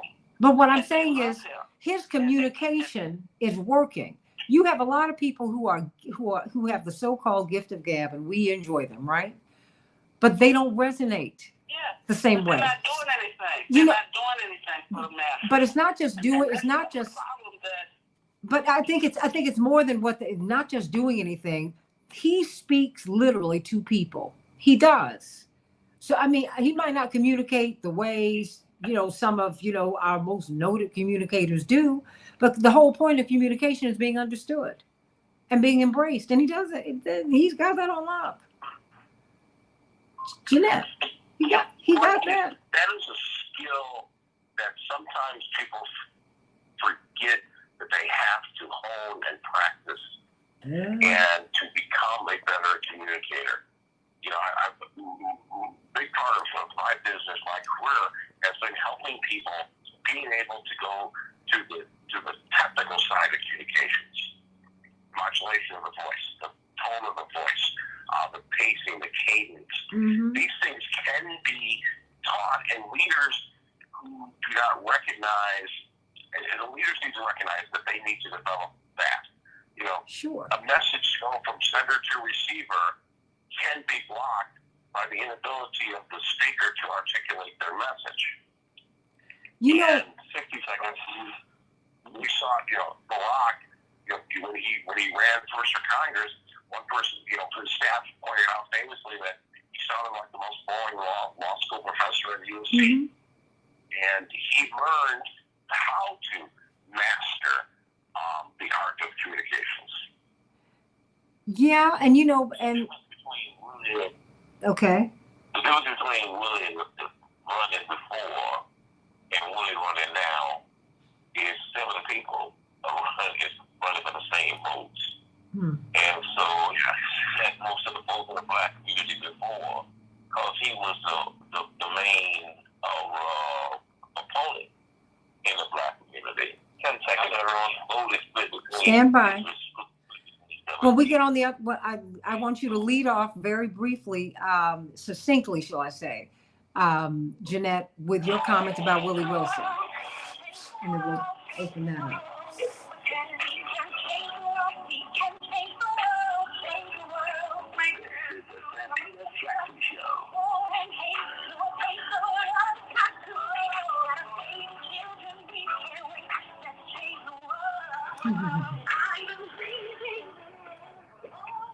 Oh boy, have we had the conversation of life over here on the Facebook page, on the Santita Jackson Facebook page, and on the Santita Jackson YouTube channel. I'm Santita Jackson, WCPT, the nation's largest progressive talk radio station, Chicago's. Oh, that's right, Progressive Talk. This is my home, as is AM 950 Radio up in Minneapolis, St. Paul. It's a joy to be with you today as we are joined by Kevin Lampy, Dwight McKee, Reverend Jeanette Wilson, Esquire, and Robert Patillo as we talk about this Chicago race in advance of the January 26th, this Thursday, debate. Well, it's a forum. It's a mayoral forum. All 9 announced candidates who have made the ballot will be at the Morningstar Theater. Get it? Morningstar, love it, everybody. That's right, across the street from Daily Plaza. Lunch begins at 11, and the actual forum begins at 12 noon. We're putting a lot of energy into it. Cannot wait for you to tune in and let us know what you think. It's going to be fantastic. But Jeanette Wilson, succinctly, if you could, because I want everybody else to jump in here.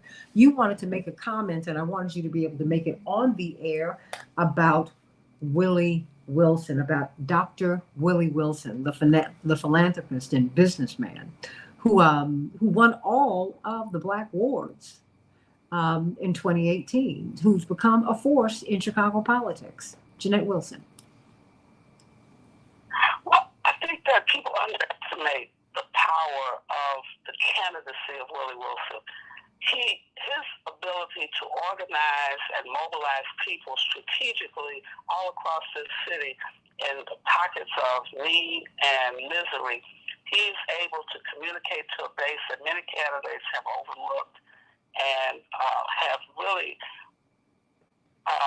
they don't expect much from them. Willie Wilson is what preachers would tell you, if you can't communicate with Aunt Jane, who's sitting in that audience each and every Sunday, you don't reach her. I don't care how smart you are. I don't care how much paper you have. You haven't won the base of people that are sitting there. And so you have to target the least of these if you want to be a good communicator. So I think that we have overplayed one's educational background and one's oral communication skills and have missed the people. And so Willie has a base of people that he is able to turn out and turn on. And so some of the other candidates can learn a lot from him. I think that he's a force in this race. I'm not so sure that he will make the runoff. I do, however, think that people should not take him for granted and shouldn't count him out. Mayor Daley could not talk, but he ran this city, as they called him, boss. He had organized Chicago into these 50 wards with 50 ward committeemen and a whole structure. I see Willie Wilson doing some of the same kinds of strategic organizing across the city of Chicago. So, Dwight, why don't you respond to that? Because you've lived through all of this and you've organized through this as well. I would say this between Willie Wilson from the last election and Willie Wilson now. He got most of the black. There's 6 more candidates now. He has a share of those votes with. He was a leading opponent last time. He was virtually running by himself against the mayor. Now he has a share of those same votes 6 ways. And so he don't have the same consolidation of power that he had before. Okay. Now, if he was running himself without those other 6 candidates running, I would venture to say that Willie would maybe the lead. At least I'm certain he would probably make the runoff. But the issue now he has to deal with is how does he then consolidate or extract a base from 5 or 6 other candidates who themselves have their own little constituencies that they subdivided. How does he prevail against that? Is a question I would raise. Well, help me out. How is it that we ended up with basically 1 white candidate, 1 Hispanic candidate, and 50 black candidates? Somebody? Anybody? We do that every time, Santita. We don't understand power. We get into the ego. I can run. I can beat this. I can beat the incumbent. I can beat this one. We don't understand consolidation. Latinos understand power, and certainly white people do. You have to have a solid base of your people, your constituents, whoever they are. And this is what happened with the Sawyer-Tim Evans election. Daley ran up the middle. We divided our votes. We divided our votes, and as a result, we lost. We lost the city. We lost the jobs. We lost the contracts. We lost appointments, boards and commissions. And we don't think about that. We're running on our personal ego. I'm smarter than. It's my turn. And as opposed to looking at where we fit in the scheme of things and negotiating on behalf of the citizens. It's plantation. 7 candidates. That's crazy. It's plantation politics. I'm going to be the favorite. It's not helpful. So, but because the thing is, when I see black people run, Kevin Lampy and Dwight McKee and Reverend Wilson and Robert Patillo, all skin folk ain't kinfolk. Okay, so I'm not into that. What I'm into is someone who sees it. It is how you see life. One of the reasons I love Dennis Kucinich so much is because he has been homeless and he has lived with his family and many, many brothers and sisters in a car, and he has never forgotten that. And when he was mayor of Cleveland and when he went to Congress and when he's run for president, he has run on that experience, on that mandate, and I love him for it. You being black is not enough for me. My question is, do you see life from, what does Reverend say, the manger up or the mansion down? That's my question. So, all of these 50 million people running, saying almost the same thing. What? And now you got Paul Vallis, who's doing these dog whistle politics, who I think Because Dwight, it's only two people are going to be in the runoff. Only two. The people who poll the highest. That's it. So, I mean, Paul Vallas could conceivably be in that runoff and he could become mayor. It could happen like that. It could. I think we skipped past Robert's point about how the police departments across the country treat women, particularly women of color, who are mayors. When this mayor came into office, Mayor Lightfoot, she had to have a U.S. Marshal provide her protection. But if you look at the FOP across the country, they've attacked mayors and they have attacked the black state's attorneys. Whether it was Baltimore, Chicago, all across the country, they're under attack by the police department. And no one calls them out. Go up. And no one calls them out. No one calls them. I mean, but look at what happened to Bill de Blasio. That's the same thing happened to him. When you come in with a progressive, when you come in, I mean, this is a white man, okay? And when he became mayor of New York, oh my gosh, they're the ones who ran him out of office. That's what they did that. Well, so anybody that, and you have to wonder about anybody that's funded by them. What does that mean? And when Lampy talks about dog whistle politics, dangerous politics, because this is a military force that says we want to run the city of Chicago. Kevin Lampy, who is funding Paul Vallas? Right, and Reverend Wilson, he has a great point here. I want to jump off of it. Is FOP and their power, their political power within the city of Chicago. We have an opportunity. There are these police district councils that people are running for election right now. Mm-hmm. And FOP has poured money into these. And as I travel around the city for the various clients I'm working with around the city, whenever I get approached by one of these people running for the police district, I ask them, is FOP behind you or are they against you? And what I'm finding is there's FOP is trying to control these police districts. And that defeats the entire purpose of having these citizen bodies that are a check on the police department. And so I encourage people to actually go out and look at and find out who is running in their neighborhoods to represent them in these police accountability. They're an accountability board, basically. And they need to understand that we need to hold FOP leadership. And it's the FOP leadership that's the problem, not the rank and file police officers on the street. Most it's that leadership there that's causing the biggest problems, and we need to make sure that they don't elect the whole layer of government that is just friendly to the leadership of the FOP. I mean, because Robert Patel, you made the point that this is a national problem. I mean, we have the military-industrial complex who run our federal government, but they essentially run our localities. I mean, what are we going to do about that, Robert Patillo? Well, it's going to take support for these mayors who try to, and these prosecutors who try to institute police reforms, because we see it every single election cycle. Politicians get elected by the people with the idea of reforming the police system, where we're going to have a fair and just policing apparatus that both protects public safety and public health, while also defending the constitutional rights of individuals not to be harassed and beaten by police. They institute very reasonable reforms. Police do police slowdowns, police sick-outs, early retirements. In Atlanta, they did the thing where they weren't responding to any calls except for officer down calls. Because of this, crime then goes through the roof. The public blames the politicians.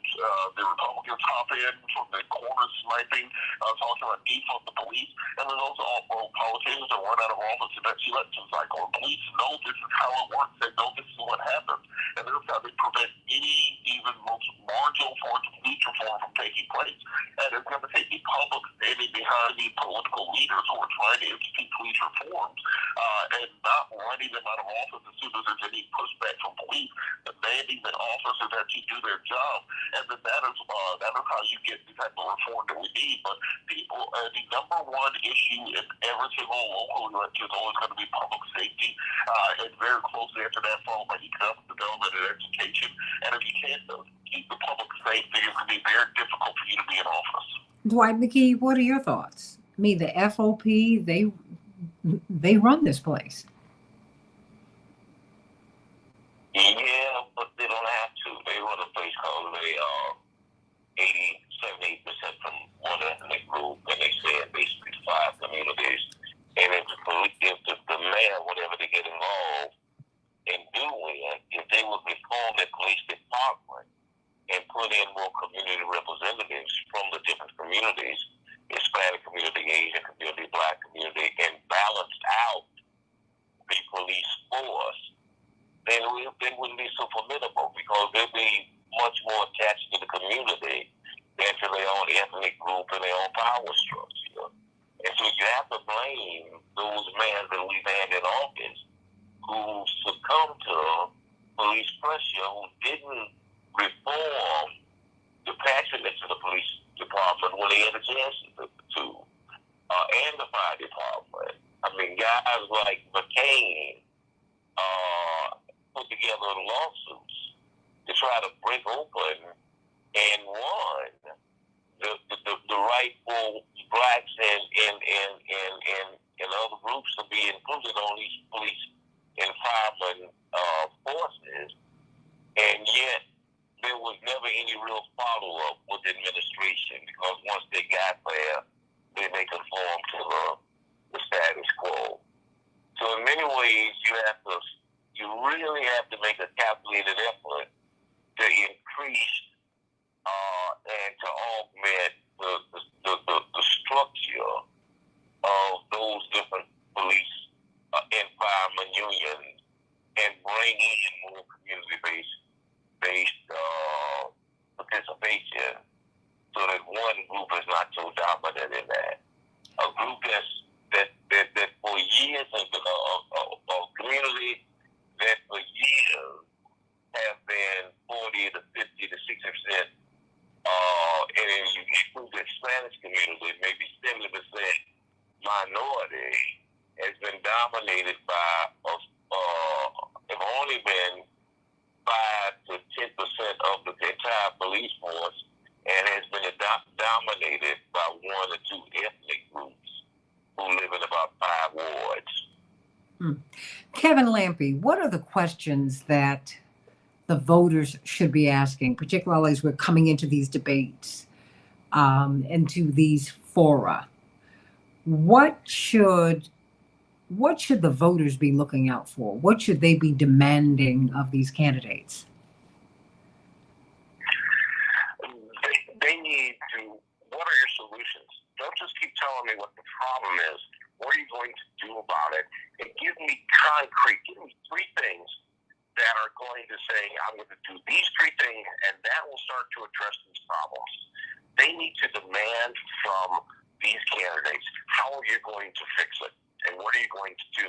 And then, when they look at their solutions, realize, is that practical? Is that realistic? Or do I even agree with that path that these people want to take when they become leaders of our city? What about you, Robert? I mean, because you've helped us to get the 30,000-foot view, that you're like, wait, this is not just Chicago. This is a national problem. Marilyn Mosby, from our prosecutors who are progressive to our mayors who are progressive, and progressive just means humane, manger up, not mansion down. They all get booted out of office mysteriously. They're indicted for things, and the police just keep on going and paying lawsuits for all of their misdeeds. And that does not, I'm not indicting the good police. There's some great police officers. There are. But then you also have a lot of rot in the system that cannot be addressed, that cannot be rooted out because of organizations like the FOP, Robert. Well, we have to look on the other side of the aisle for modeling. Look at what conservatives do when they are pushing an agenda item. They have conferences, whether it's Talking Points USA or Faith and Freedom Coalition, etc., where they put together what the talking points are for all of these state and local officials nationwide. And because they all get on the same page, all of a sudden they'll be talking about critical race theory, and that happens in every single city. They'll talk about defund the police, and it happens in every single city. They'll have their funding base put together that's funding every single race nationwide so that everybody's on the same page. They will have their media apparatus in place so that each candidate that is on board with that agenda will have the same campaign materials. They'll have the same base of support. So when someone's asked a question or bring up an objection during the election, they can go into that database of pre-polled, pre-canned answers and be able to push that information out there. There has to be national level coordination, because once you realize that this is a national issue, a national problem, that these police unions are running black female mayors and prosecutors out nationwide, well, now that you realize it's a problem on the national level, we have to have a solution on the national level, because otherwise you're playing whack-a-mole city to city, watching these progressive candidates go down without an opportunity to execute their full agenda. So I think there has to be a national apparatus in place in order to help that along. And I think secondarily, we always hear about, it's always just a couple bad apples in the police department that do X, Y, Z. Well, we need to start working with the good apples and to find out what policies can be put in place so they can work synergistically with the elected officials as opposed to adversarially. I understand that there's that thin blue line that they want to protect their own, but at the end of the day, everybody's priority has to be public safety and supporting the community, not simply trying to help hide the bad cops and mute and negate policies that will help to hold those people accountable. Jeanette Wilson, I've got about 90 seconds for you.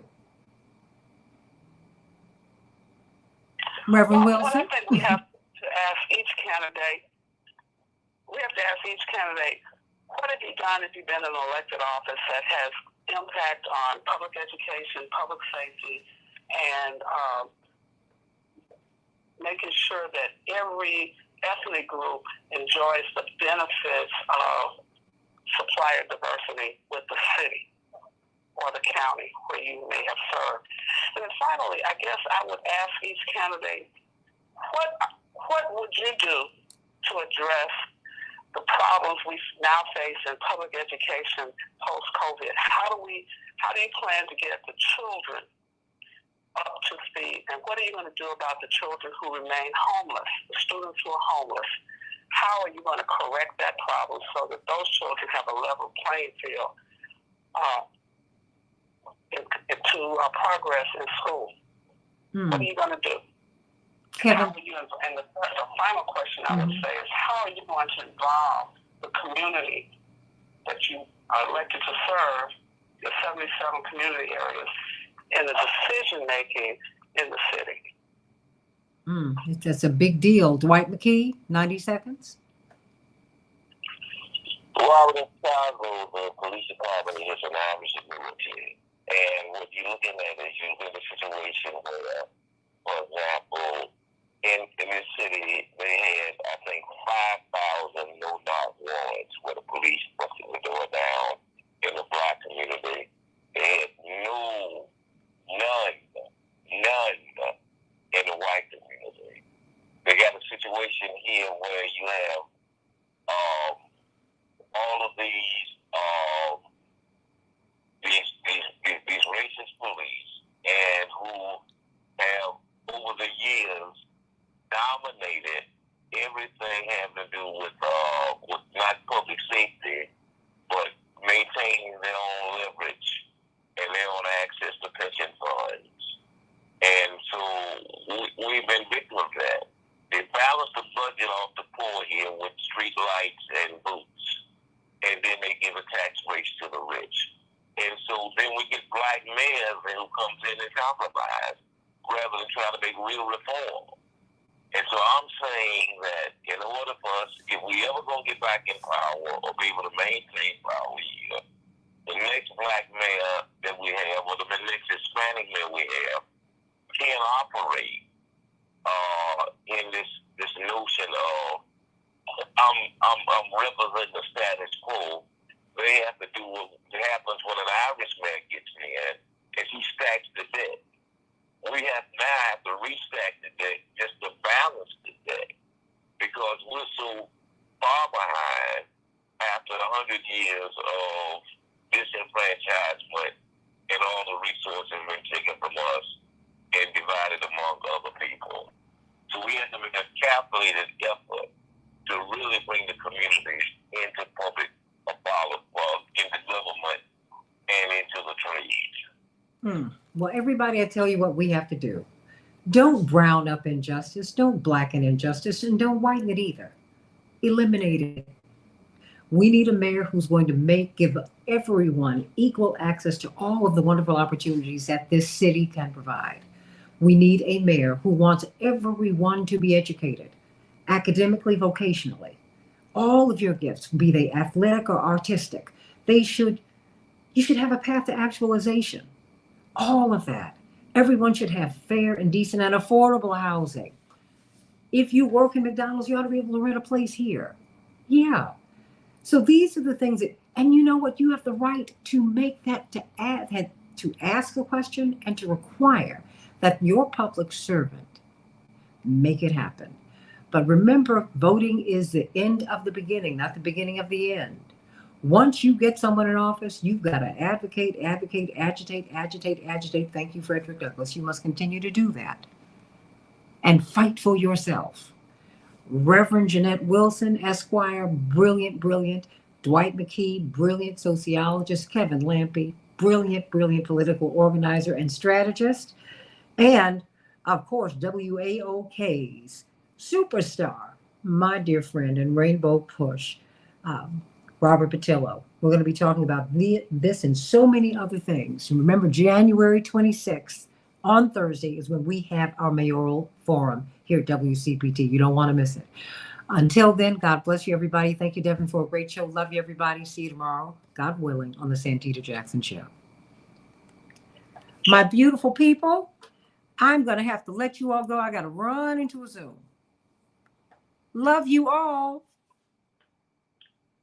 Love to you, Santita. Thank you so much. And thanks to my professional talent. It's such a pleasure to exchange ideas with you today. Oh, you all are the best. Oh, you'll hear from me later. All righty. I love you, everybody. God bless.